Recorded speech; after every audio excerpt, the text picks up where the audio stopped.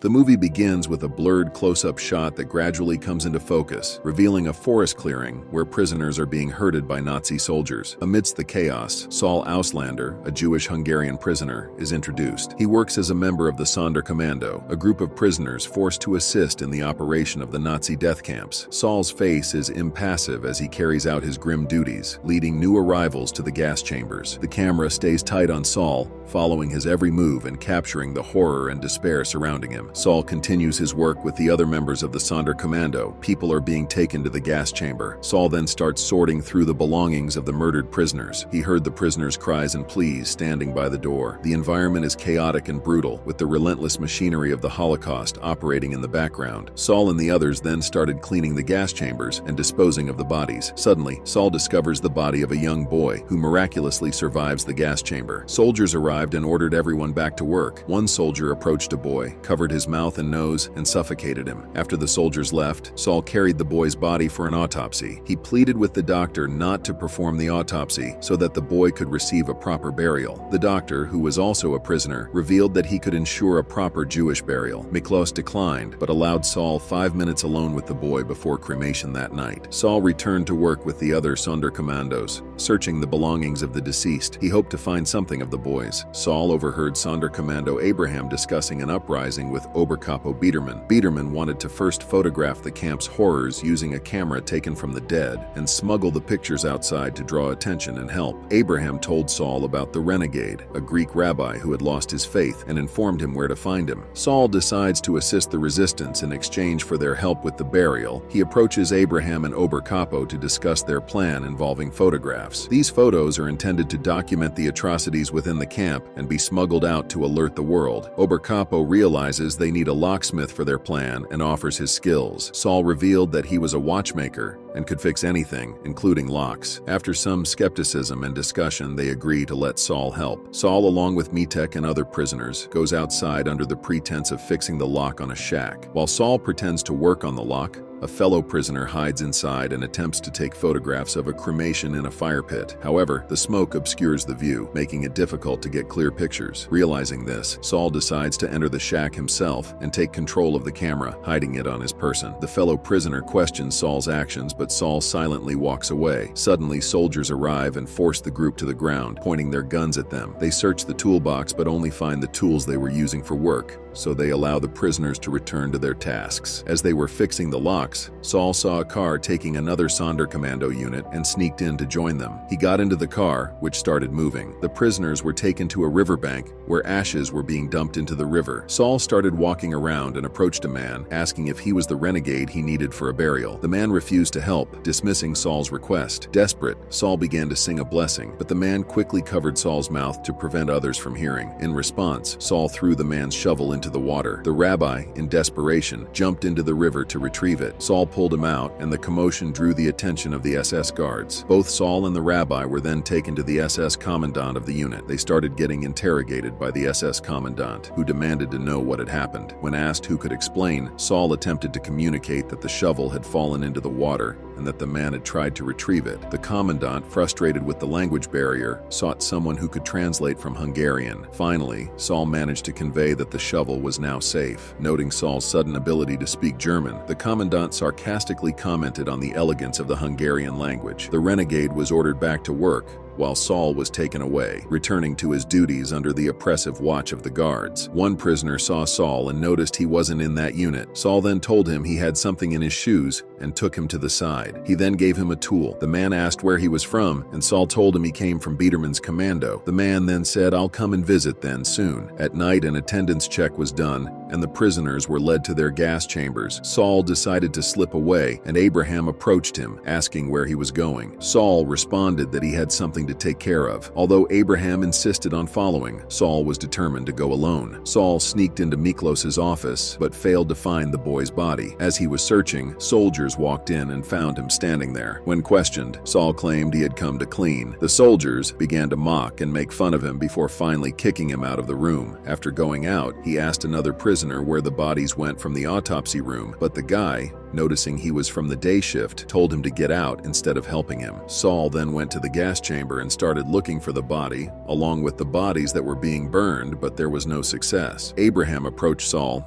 asking what he was doing down there, but Saul remained silent. Meanwhile, the other prisoners were busy collecting money to bribe the guards in exchange for receiving a package. Saul then confronted Miklos, who reassured him that the boy's body had been hidden for safety. Miklos explained that he had to hide the body from the doctors and that it needed to be autopsied and documented. Saul and Miklos then went to the autopsy room, where Miklos pointed out the boy's body lying on a chair. Saul carefully took the body, placed it in a sack, and brought it back to his barrack. Abraham came to Saul and informed him that they were getting more weapons that night and to be ready by morning. Saul responded that he needed to find a rabbi. Abraham reassured him that he would help find a rabbi after the weapons were secured, but he needed Saul's assistance in the meantime. Saul, feeling the tension between them, noted that Abraham hadn't cared much for him before, to which Abraham bluntly replied that he still didn't. Despite their strained relationship, they recognized the necessity of working together for their respective goals. Then Saul and Abraham joined the other prisoners to discuss the plan. As they were talking, a car arrived to transport them, and they all lined up. SS Commandant Maul ordered the day shift to work, and the prisoners complied. Saul went to clean a room where the commander was meeting with other authorities. He overheard them discussing the grim logistics of their operations. They had 1,000 prisoners left to treat and expected 3 times more that night. The commander detailed the gruesome process, pulling ashes after 2 rounds, ventilating every 12 minutes, and ensuring everything was washed and disinfected afterward. He emphasized that everything had to be completed by dawn. The commander put Oberkapo in charge of the process. After the meeting, SS Commandant Maul ordered Oberkapo to write up a list of 70 names, which led Oberkapo to fear that his unit would soon be killed. Saul went back to the gas chamber and resumed his work. Meanwhile, Oberkapo disclosed to Abraham the alarming information about the list of names he was asked to write. He confirmed Abraham's fears, stating that they were next and that 70 names were needed by tomorrow. Abraham questioned who would retrieve the package, and Oberkapo volunteered, but Abraham insisted that he needed to stay. Instead,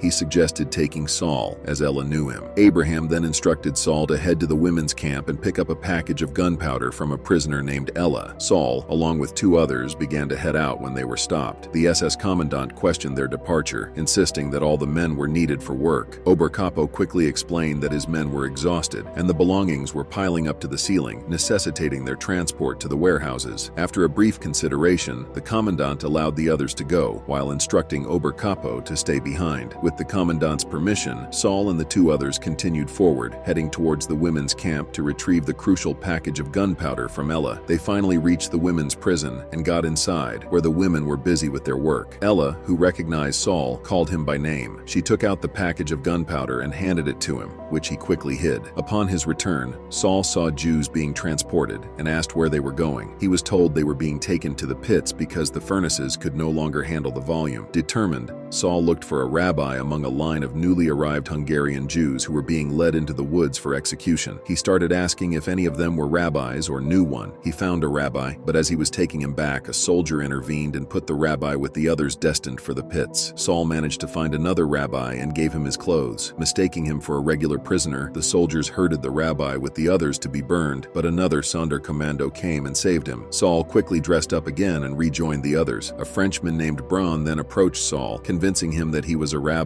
Saul, eager to fulfill his mission, told Braun that he would help him bury his son. He disguised Braun as a Sonderkommando and managed to sneak him into the camp. In the camp, the other prisoners questioned why Saul had brought Braun, and he explained that Braun was a rabbi. The camp's rabbi criticized Saul for not coming to him first, but Saul reminded him that he had asked before, and the rabbi had only been willing to say the prayers, not perform the burial. Back in his room, Saul showed Braun the boy's body and asked for instructions on how to clean it properly. He began washing the body with water. Abraham then came to Saul asking where he had been. Saul explained that he had been taken to the pits. Abraham asked about the package, and Saul realized that he had lost it during the chaos in the woods. Another man arrived inquiring about the package. When Abraham told him that Saul had lost it, the man angrily hit Saul in the stomach before leaving. During further questioning, Saul claimed that the murdered boy was his illegitimate son, an assertion that Abraham dismissed as untrue. After everyone left, Saul began trimming Braun's beard. The next day, Saul and Braun were digging a grave for the burial when a man tried to stop them, claiming the spot as his. Their effort was interrupted when the prisoners were taken to a room. Saul approached Abraham and insisted he had to take care of his son, admitting the boy was not from his wife. Abraham doubted Saul, stating that he had no son. Suddenly, soldiers arrived and took Oberkapo away. The prisoners were then summoned back to the crematorium to work, where they discovered that Oberkapo and his unit had been murdered. The Sonderkommando prisoners initiated an uprising, with explosions and gunfire erupting as they sabotaged the camp and attempted to escape. Saul insisted on proceeding with the burial and told Abraham to let him go. Abraham rallied the other prisoners and they attacked the SS guards, sparking the rebellion. During the commotion, Saul retrieved the boy's corpse and escaped to the woods with Bronn and a few other prisoners. They reached their destination by a river, and Saul prepared to bury the boy. As they were about to begin, Saul asked Bronn to recite the Kaddish, but Bronn's inability to do so revealed him as a fraud. Nevertheless, they pressed on with their task. When the guards' approach became audible, Saul attempted to carry the body across the river, but he lost his grip and the body slipped away. Rabbi Frankel pulled Saul out of the water as the corpse floated downstream. Exhausted and heartbroken over the loss, Saul was dragged into the woods. The prisoners sought refuge in a shed within the forest, where they began to discuss plans to join the Polish resistance. During this tense moment, Saul noticed a young peasant boy peering into the shed and, for the first time in the story, he smiled. The film concluded with the boy running away, only to be caught and silenced by an SS officer. The officer eventually let the boy go, who then fled into the woods with the ominous sound of gunfire echoing behind him.